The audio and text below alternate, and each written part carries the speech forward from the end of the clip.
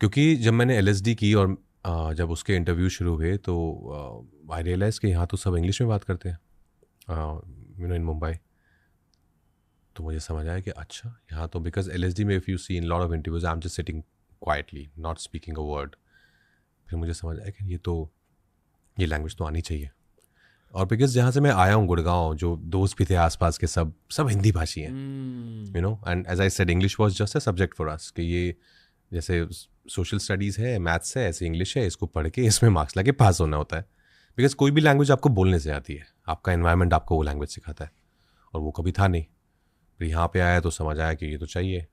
Then of course I started speaking conversing in English with people, टूटी फूटी जैसे भी तोड़ मरोड़ के सुन के बहुत सीखता था मैं सुन के कि अच्छा ये क्या, अच्छा ही के साथ डोंट नहीं आता, ही के साथ डजंट आता है, ओके। तो ये सब सीख के फिर लोगों से पूछता भी था कि एक सेकंड ये आपने यहाँ पे ऐसे क्यों बोला है, अच्छा ओके हाँ। इसके बारे में थोड़ा सा बात करना है क्योंकि ये एक बहुत की स्किल होती है जिसके बारे में हमारे देश में ज़्यादा खुल के बताया नहीं जाता क्योंकि लोग शर्मिंदा होते हैं इंग्लिश ना जानने की वजह से, which is a very weird, ये अपना कॉलोनियल हैंगओवर है कि इंग्लिश नहीं पता है मतलब आप खराब हो। करेक्ट। पर उस थॉट की वजह से लोग पूछते भी नहीं।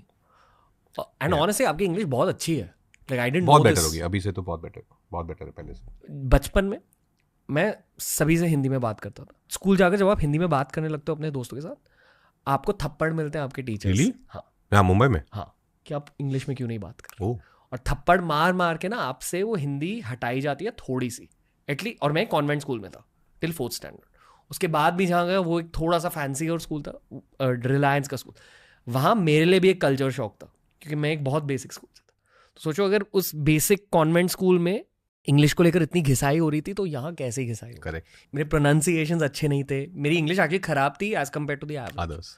तो घिसाई की वजह से मुझे इंग्लिश इंप्रूव करनी पड़ी, पर ये करते करते ना मेरी हिंदी थोड़ी सी खराब हो गई। करेक्ट क्योंकि आप थप्पड़ खाते थे हिंदी बोलते, प्रैक्टिस आदत छूट गई। हाँ।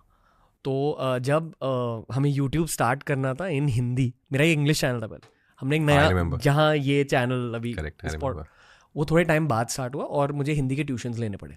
अच्छा। To talk on screen. क्योंकि आप दोस्तों के साथ बात कर सकते हो, कॉन्वर्सेशन हिंदी ठीक है, पर जब आपको मैं लोगों को फिटनेस सिखा रहा था या पर्सनल फाइनेंस सिखा रहा था, वो एक जगह पे खड़े होकर खुद स्क्रिप्टिंग करनी होती है।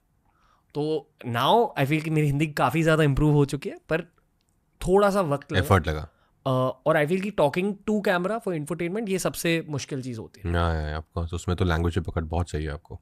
तो इसी को फ्लिप करते हुए मैं आपको इंग्लिश के बारे में पूछना चाहूँगा पूरा A to Z, क्योंकि ये लैंग्वेज सीखना एक बहुत की स्किल होती है करियर में अकॉर्डिंग टू मी।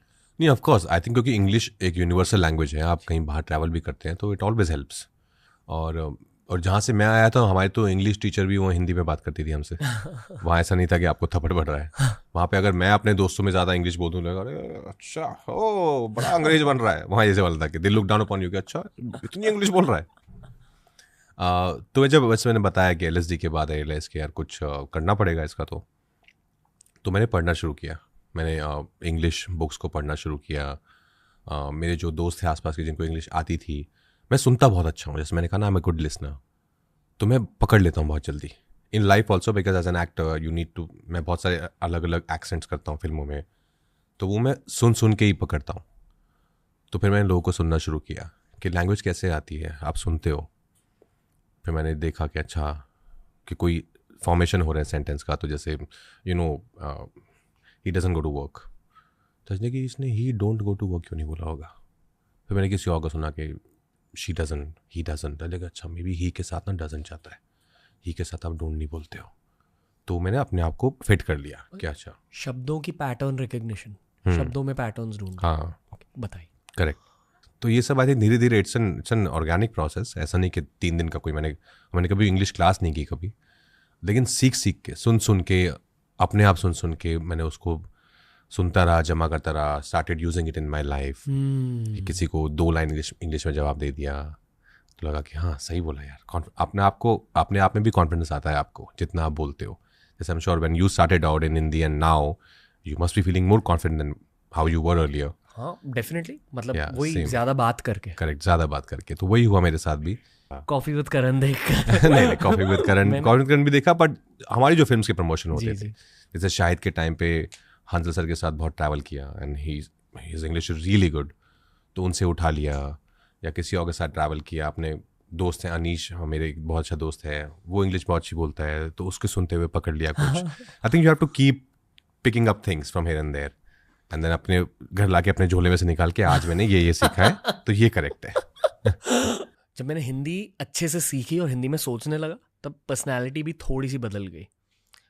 मैंने ये जाना हिंदी और उर्दू के बारे में भी कि दोनों बहुत ज़्यादा इमोशनल लैंग्वेजेस हैं, एंड आई फील कि मैं ज़्यादा इमोशनल हो गया, मैं ज़्यादा एम्पैथेटिक हो गया, क्योंकि दूसरों के इमोशन ज़्यादा पहचानने लगा। करेक्ट।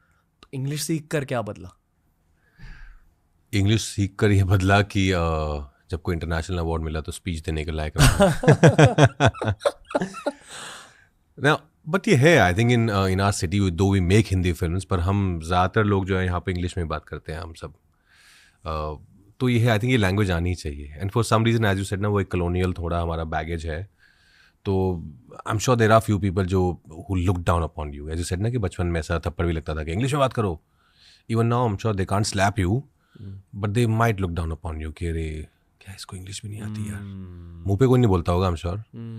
तो वो रीज़न नहीं था मेरा रीज़न था कि बिकॉज इंटरव्यूज़ बहुत होते हैं इंग्लिश में, and also just to communicate with people when you travel also outside, you should know the language. At least मुझे लगता है इंग्लिश तो बेसिक तो आनी ही चाहिए, कोई बुराई नहीं है उसमें। RR भाई, आप एक ऐसे इंसान हो जिसके साथ मैं घंटों बैठकर बात कर सकता हूँ ऑनेस्टली।